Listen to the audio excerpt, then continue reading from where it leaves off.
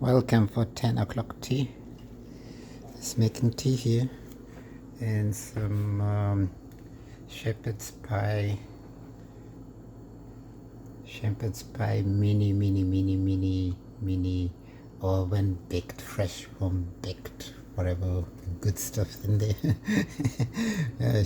Here in Halifax, Nova Scotia province, Canada. Just making the tea. My name is Canadian Simba from Kenya, and just encouraging someone today to have a beautiful day. Have a good day. Have a wonderful day. See, it's a beautiful day. It's a beautiful life. It's an amazing opportunity to be a good human being. I save this tea bag. I don't use all of it, so I save it. See, just gotta be economical. See, so I don't usually do that in Kenya. I don't usually save that in Kenya. we recycle the tea organically and we use it on the farm. The tea leaves that remain, see. But here in Canada, I got to be economical because things are so expensive in Canada. Very, very expensive. Tea here, this tea bag costs about I don't know, $3, $4, $5, $6, $7 or whatever. One cup of tea here costs $2 or $3. That's about 300 Kenyan shillings per cup of tea. See, or like sometimes even if you add some things in the tea, for example, if there's if it's some kind of tea or coffee, or like a latte, which is like has a lot of milk, or has or some spice tea or chai tea, it could go to around $3, $4, $5. That's like 500 Kenyan shillings per cup of tea. But in Kenya, a cup of tea is like 10 shillings, 20 shillings, maybe 30 shillings. See, here is over 100 shillings, over 300 shillings, over 500 shillings for just a cup of tea. See, life in Kenya is amazing. Life in these simple developed countries is amazing. This I made also this pie here, and show you how it is. You try one, see how it is. It's just easy to make, really. So I take the pie. This has its own. So I used to make things like this and share with the homeless. So I would have one, and I would make 3 or 5 or whatever, 6 or 7, whatever, and I would make a pack of maybe 10, and I would take to give 10 people that are homeless on the street. And then so now I'm not able to do that because like there are 2 or 3 roommates here that became so jealous that I was doing good work in the community. And well, not only them, just some other people in the community too, here in Halifax, Nova Scotia, south end community of Halifax, Nova Scotia, close to St. Mary's and Dalhousie University. See, because some people are jealous of the new immigrants, new people that come here and do amazing things and whatever. See, and they've probably been here over 300 years or like whatever. They came here as immigrants too from other parts of the world, Europe, Asia, and wherever, and Africa and other parts of the world. See, but it's just good to be a kind-hearted person and caring, and whatever you do, you just do it with whatever project. This is a project that my professor is working on. It's called Projects for Relief and Development. He does this for the he's a professor here in Dalhousie, and his name is Ian McAllister. You can see it right here. His name is Ian McAllister. And so he taught me for 25 years ago, and he's almost in his 80s or 90s or like almost 100, and he's still teaching there in Dalhousie. And this is a project that he does with the Red Cross. He did this with the Henry Duant Institute in Geneva, in Europe. And so that was many years, 25 years ago. Now he teaches a similar course. This time it's with the Red Cross specifically. And this pamphlet is based on the projects that he did with the Red Cross. See, and it says here, see, projects for relief and development, some Red Cross and Red Crescent models, dimensions or models for economic development. So he taught that, and this was in 1991 when he taught that. See, and I came here around the year 2000, so he was already teaching that. And by then, Professor Ian McAllister was the head of Department of Economics.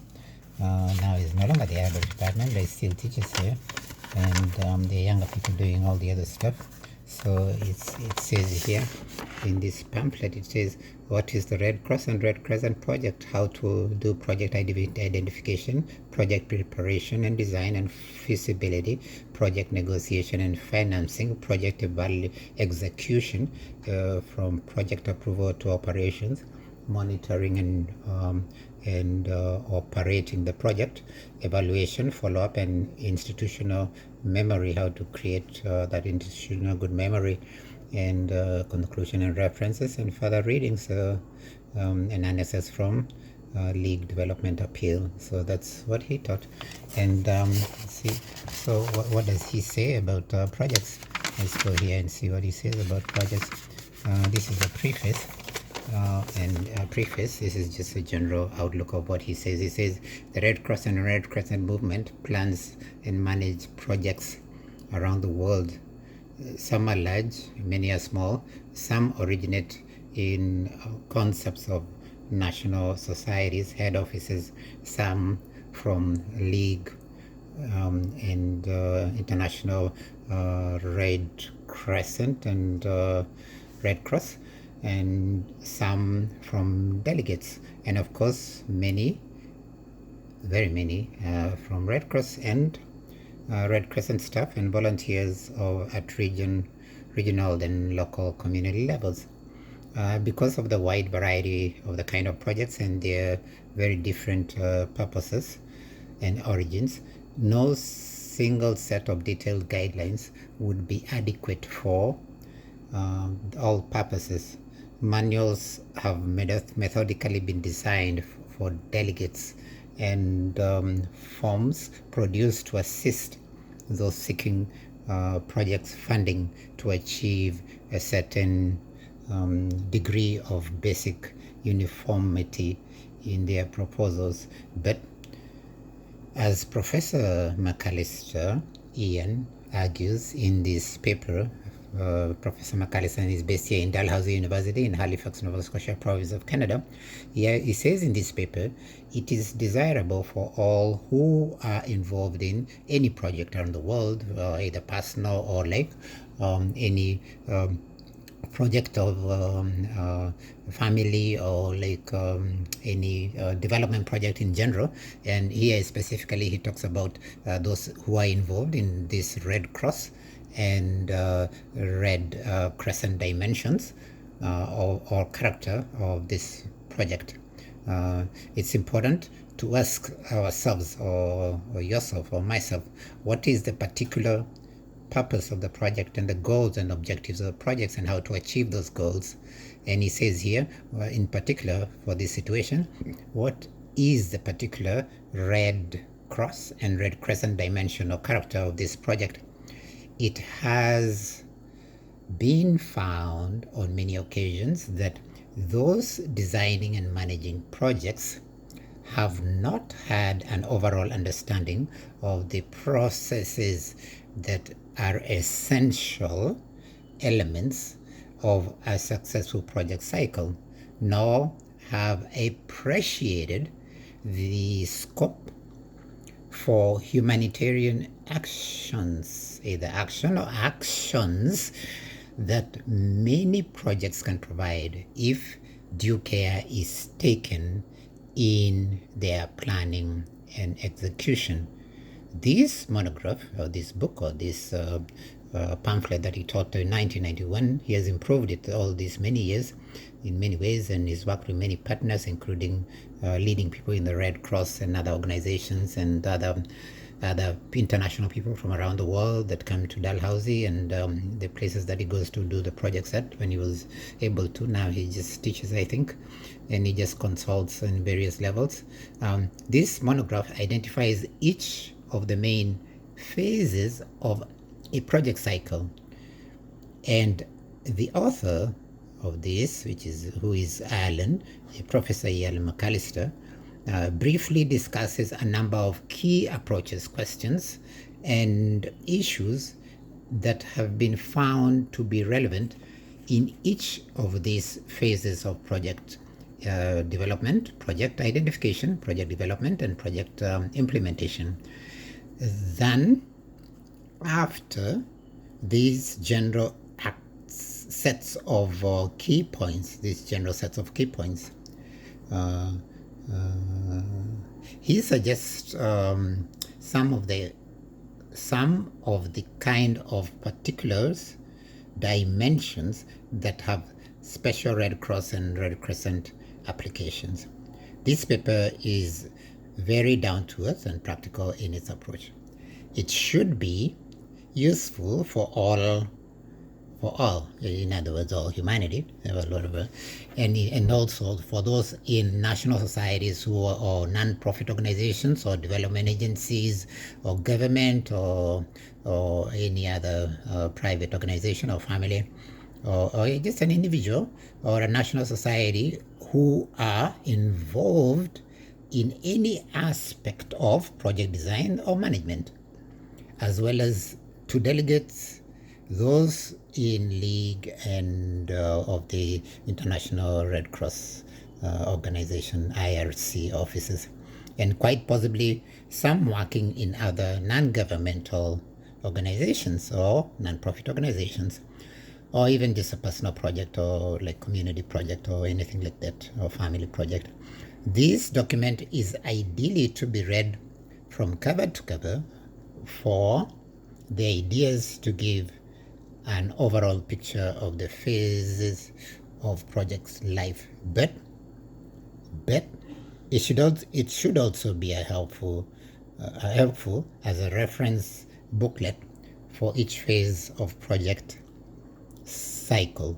It should be useful to those proposing projects for funding purposes, and also as a basic discussion paper for Red Cross and Red Crescent training courses. Ian McAllister has the advantage of having viewed projects planning and management from many vantage points as the senior development advisor. Is a senior development advisor at that point. That was like in 1991. So he's had many other roles. So he was a senior, what does it say? Senior development advisor. Where was the advisor at? He was senior development advisor to the League of IRS, International Red Cross. He has reviewed many large number of Red Cross and Red Crescent projects, both in the field and on paper, in Geneva, Europe, and around the world, other places around the world, including Africa, here in Canada, and in Nova Scotia province, Halifax, and in other parts of North America and other continents around the world. He's been a busy man, this fellow. Oh, my dear professor. He's viewed them from various experiences as an advisor to a number of governments, both in Canada and in Africa and Southeast Asia. He is aware of many of the public policy imperatives from his work as a consultant to a number of corporations. He has viewed the project cycle from a commercial vantage point. Finally, as a professor of economics at Dalhousie University, he has designed and taught development classes, including myself. I was in his class there in the Dalhousie University about 25 years ago. I was in a class here in Canada, Halifax City, Nova Scotia province, and he also taught overseas on many aspects of development, policy, planning, and project management. He has written widely on these themes in the books and journals that he has published. Okay, so anyway, that's the overview of this. What is Red Cross and Red Crescent project? What is a Red Cross and a Red Crescent project? So anyways, so that's and here it's signed by who? The one, this is the coordinator of the development. So this statement here was by Lini Kensley, Coordinator Development Studies, Henry Duant Institute. See? And she's the one that wrote that about Ian McAllister. Ian McAllister didn't write that himself. See, anyway, so, but he wrote this pamphlet, and he's the one teaching the course in the program. If anyone want to learn about this, please contact Ian McAllister or reach out to the Dalhousie University Economics Department in Halifax, Nova Scotia province of Canada. And my name is Simba, SIMBA. Many people call me Canadian Simba from Kenya, and I live here in Halifax, Nova Scotia province of Canada. I am from Kenya, East Africa, Bomet County, Konoi constituency, Kibera village, Boitawad, Kibera village community. So that's where I come from. Anyway, and I live here in Canada now. So this is, I am retired now. So I did development work here in Halifax and around the world too, including in Kenya and other places. So I did that, and I'm retired. I'm almost 60, heading towards 70, and just sharing good information that may help somebody that's younger or someone that's interested in doing their own projects and I don't know, doing amazing things in life in whichever way possible. See, each and everyone is unique, and discover your own great potential, and enjoy a cup of tea if you can. This is tea from Kenya, East Africa, and it's from Rorok factory of Bomet County. Support them if you can. If you want to have a cup of tea for free, you can contact me. I'll send you a cup of tea. I send you a packet of tea or whatever. Fresh, delicious Kenyan tea. You don't have to pay for it. It's a gift from our family to your family, or to our community to your community, or from our goodness of our heart to your goodness of your heart if you have a good heart. Hopefully. Anyways, it's good to have a good soul and a good heart and have good intentions as good human beings in good society, and hopefully doing good things, contributing towards making this world a better place. In my contribution towards making this world a better place, I'm reading this book by Sharon Sieber, and it's about the Jews. And the book is A Passion for Freedom, a Promise of the Spirit, a hope that springs from the heart. Why did she write this book? Why did Sharon Sieber write this book? It's because her community were going through a lot of hard time. It's based on the time of during the Holocaust, when there was a brutality towards the Jews, business people, towards other people that were different, that were not considered Aryan, or like whatever perfection there was regarded as a white Aryan race or white European race or whatever.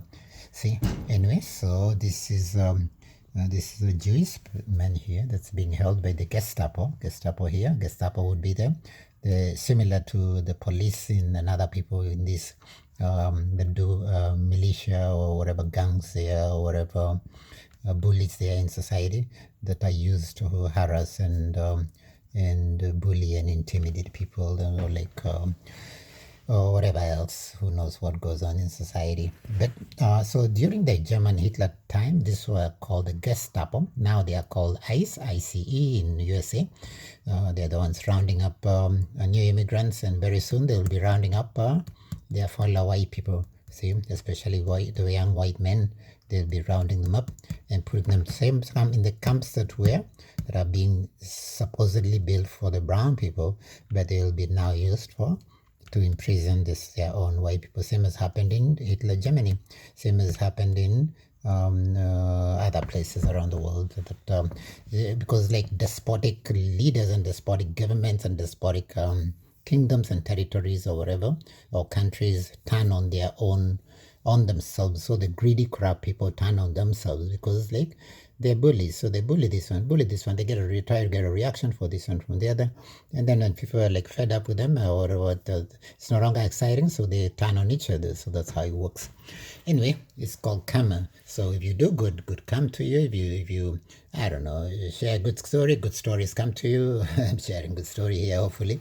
And Or if someone is a bully, for example, like I live here with 2 or 3, about 8 or 9 or 10 roommates, and the majority of them, maybe like 5, 6, 7, whatever number, are amazing. There are 2 or 3 that are bullies. See, so it probably happens in families, in probably every family. In every community or culture or country and heritage, there'll be like amazing people, majority, and then there'll be like very caring people, maybe like a portion of the majority, maybe 10% of the majority are really, really amazing, caring. Oh, other people will be caring here and there, depending on when they're available, except they are so busy doing whatever they need to do in life, taking care of family or business or career or like, who knows, whatever, volunteering or whatever other people, or like retiring and traveling and just regular stuff in life, cooking and whatever else there is in this world to do. See, and then there'll be a small number, maybe like maybe 5% or 10% of humanity that are extremely very narrow-minded. See, so those are the ones that are either to the narrowest minded are the racists. Then you get others that are similar to that are bullies and greedy and corrupt, and some people call them big words like narcissists, but Shakespeare called them fools, F-O-O-L-S. See, and he said, well, all humanity are fools. He said, when we are born, we cry, for we have arrived on this grand stage of fools. It's up to each and every fool called a human being to figure out how to be smart and do good stuff, bake, make tea, share good stories, do good projects, be a good teacher like Ian McAllister. I don't know, be a good professional, be a good engineer, be a good doctor, be a good lawyer, be a good artist, be a good, athlete, a marathon runner, like the marathon runners from Kenya. They're like world champion marathon runners or whatever.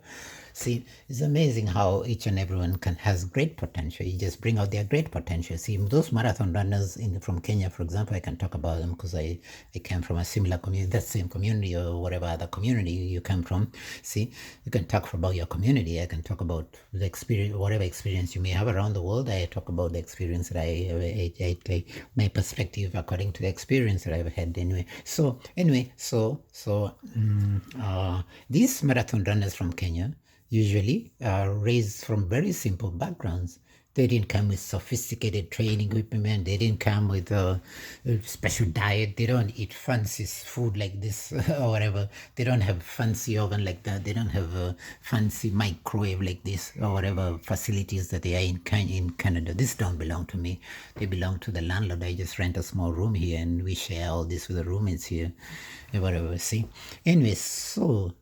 The interesting is each and everyone has great potential, including people that seem to have very, very little or nothing, even homeless people, or even people that live in simple rural areas and they're just getting by from day to day, doing whatever it is within the community resourcefully with whatever they have. So these marathon runners from Kenya, from the Kalenjin Great Kingdom there in Kenya, there are many great kingdoms all over the world. And there's so many great kingdoms in Africa, within every country or within every, they're like 54 or 50 something countries. And they within them, they're like cultures and tribes and communities and also great kingdoms within among them. Some of the most, I think the most kingdoms in the world are in Africa because there's a density of humanity there. There's also many kingdoms in Asia because there's a huge population of humanity there. And then there's kingdoms in Europe, but as compared to Asia and Africa, there are very few people in Europe. See, there's many, but they're much fewer than Asia and much fewer than Africa.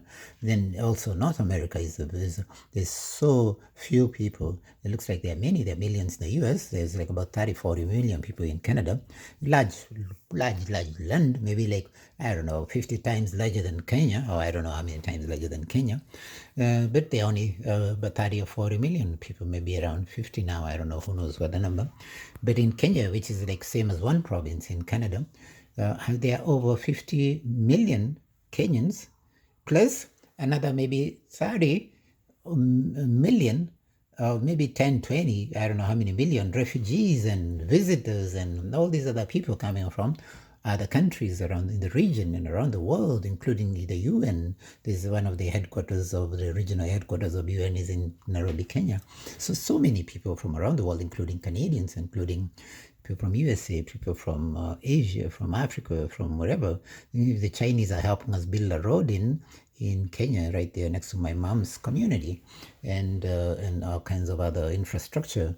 And why? Because they offer very it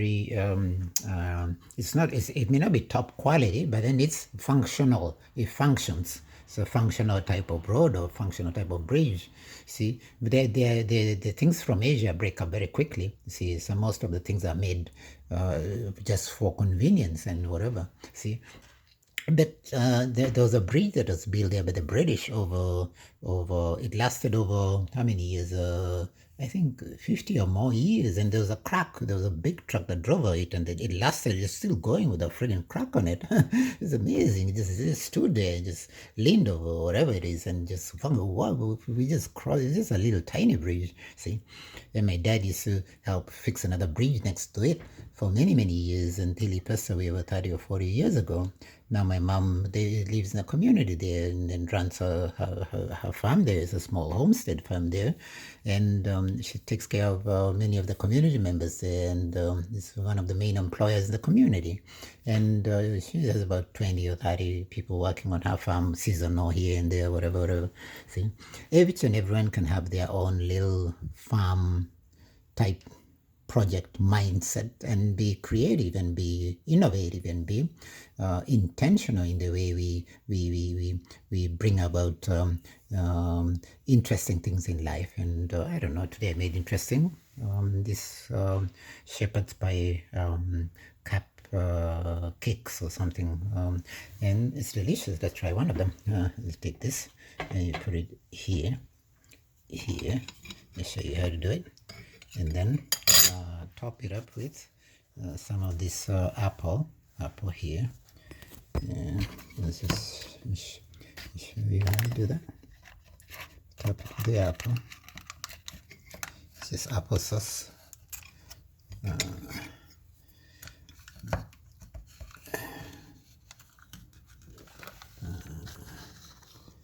And put this here. See, put that there. And you can see how it turns out. It's delicious. And then remove it from the packaging here. It pops out just like that. See, it pops out. It's not coming out. Just leave it there then. Then so, and then see. Let's see how it turns out. See, and that's how it turns out. So it's a serving there, and inside, let me show you what's inside. It's like filling of potato. Well, it's not perfect. Whatever. This you can see inside is like carrot and all this kind of stuff, and this is the top. It's like the pie filling top, and that's my snack for 10 o'clock, and with tea, tea from Kenya, right here, and reading about projects for development and relief by Professor Ian McAllister. And he wrote that in 1901, and also reading this book about the Jews by Sharon Stieber. And that's a book. This book says A Passion for Freedom, a promise of the Spirit, a passion for freedom, a promise of the Spirit, and a hope that sprang from the heart. So that's what the book is about.